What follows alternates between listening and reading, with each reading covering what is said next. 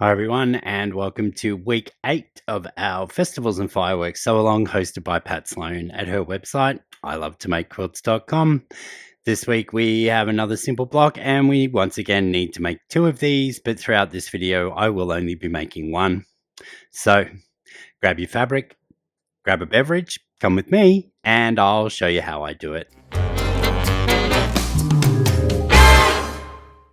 Once again, I have prepared a cutting sheet for you for my style of doing this block, and this week once again we are simply just doing the 4 at a time flying geese and our half square triangles. I know, as I said last week, that it may get a little bit boring going over the same thing each time, but maybe some of you are watching my videos for the first time, and if that's the case, hi, my name's Kendall and welcome. Okay, this week we will start with our half square triangles, which means we'll take our C and D squares. On the back of our 2 of our C squares in this instance, we will draw a diagonal line from corner to corner.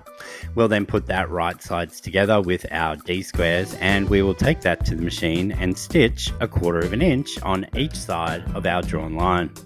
Throughout this video today, I am only constructing the 1 block, but you do need to make 2.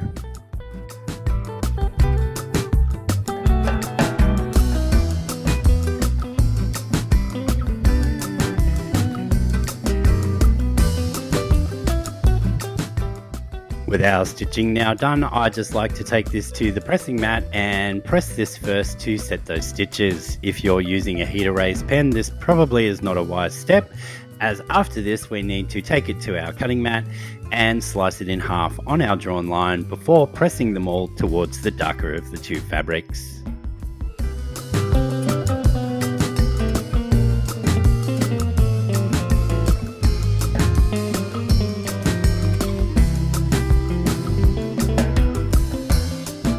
It's now time for us to trim down our half square triangles, and this is my favorite part because it means everything is precise and all our measurements going forward will be exacting. So to do this, I use my square ruler. Any size will do, but my preference here is the 6.5 inch. I take the diagonal line from the ruler and I place that along my stitching line, and then I make sure that I have enough fabric outside my trim down measurement before trimming the first 2 sides. We then rotate the block and we place the ruler back on, ensuring once again that our diagonal line is on our stitching line, and this time we can put our required trim down measurement of 3.5 inches in this case on those 2 freshly cut edges and trim the final 2 sides. You will notice also there that I do my half square triangles 2 at a time, and that's just a speed thing, and to make sure that they are still exact, you just need to ensure that that seam in the middle there is very snugly nested and nothing moves throughout the process.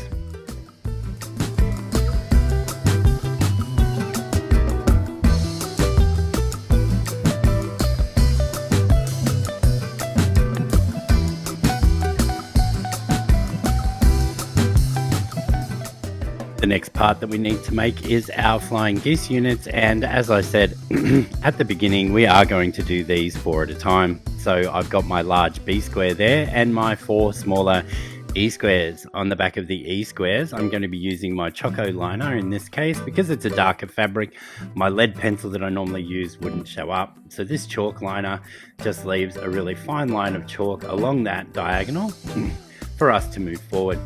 We'll then take 2 of these squares and place them diagonally across the larger B square and make sure that we have our diagonal going all the way across as straight as we can.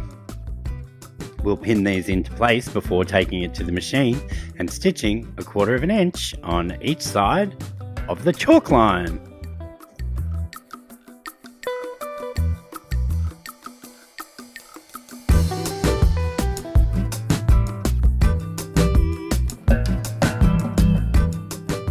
With our stitching now done, we will quickly give this a press to set those seams and to straighten out any little crinkles that may have occurred as we are sewing across the bias. We'll then cut this in half along that drawn line before once again taking them to the pressing station and pressing our little peaks up, and you'll have a cat's face or a love heart, whichever way you'd like to look at it. We'll then take our remaining 2 squares and place one on each of these pieces, pointing our diagonal line from the peaks down to the bottom corner. We'll then take that to the machine and stitch 1/4 of an inch on each side of the line.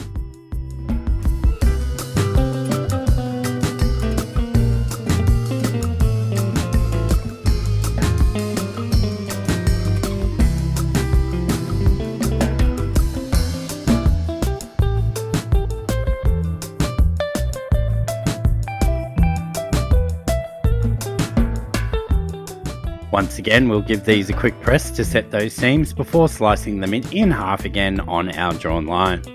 We'll then press those peaks out away from our large white rectangle in this instance, and then we are ready to trim these down.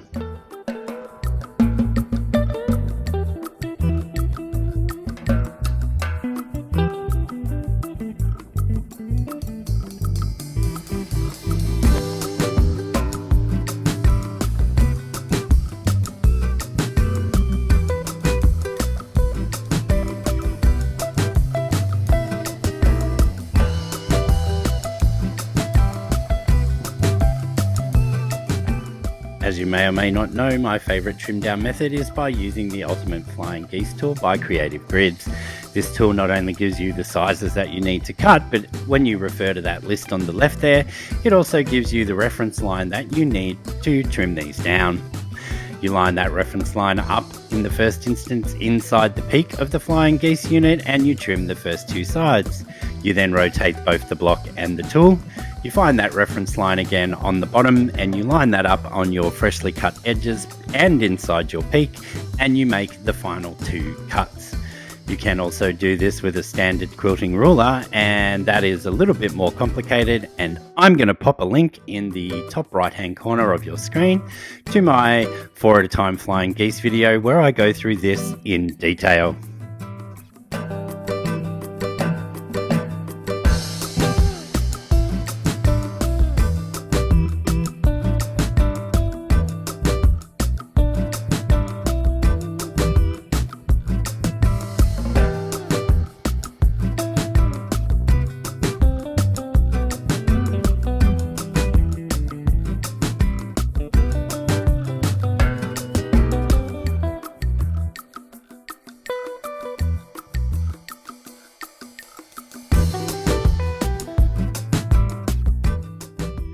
Now that we have all of our pieces that we require made and trimmed to perfection, we simply just need to lay this block out as per the diagram inset in the top left hand corner there.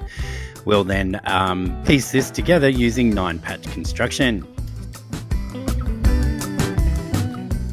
As you would be aware, from step 1 we had some leftover half square triangles, and in my instance some of those were light blue.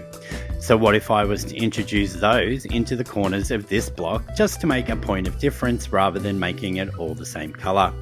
I'm just going to lay that out for you now, but I do actually decide to go ahead and just continue with my dark blue ones that I made fresh today. It does mean that at the end of this project we do have some leftover light blue ones, some leftover green ones, and some leftover 2.5 inch red ones that I had made originally from all of the offcuts for the sew and flips. As I said, I am going to go ahead and continue doing my final block construction using the dark blue half square triangles that I made today, but it's good to know that you have that option.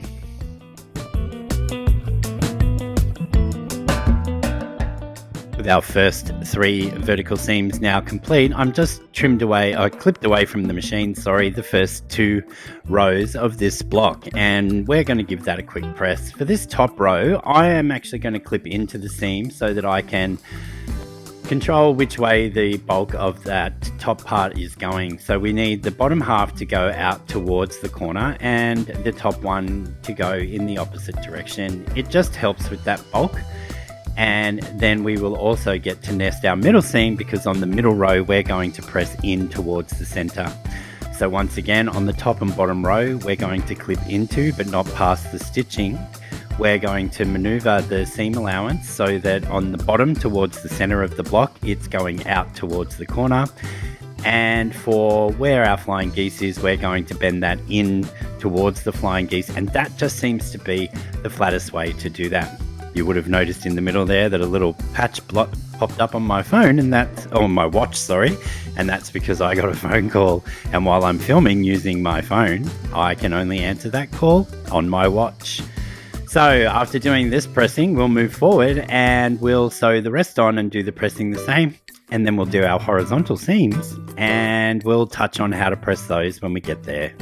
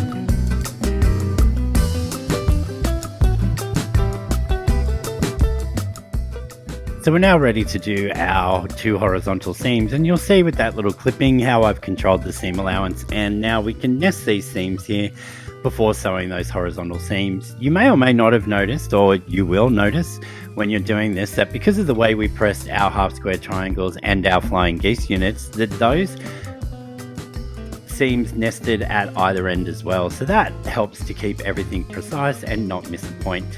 So we'll get this pinned together and do this horizontal seam. We'll then repeat that on the other side, and then we'll take a look at how I pressed it.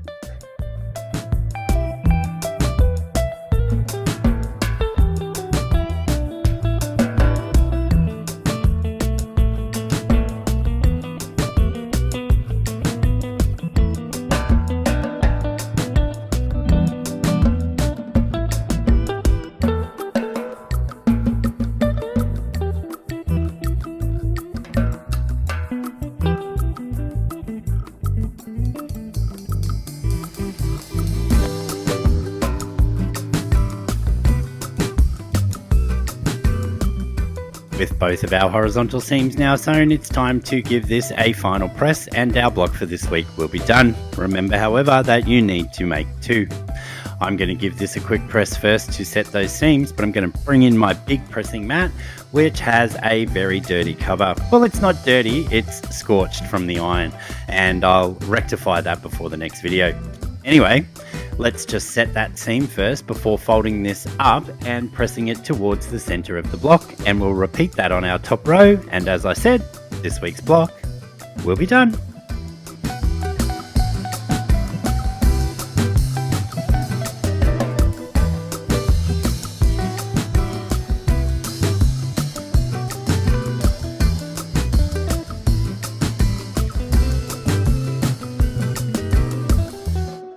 Alrighty, so remember, you need to make 2 of these blocks this week, folks, and we'll see you again next week for our final installment of the fireworks.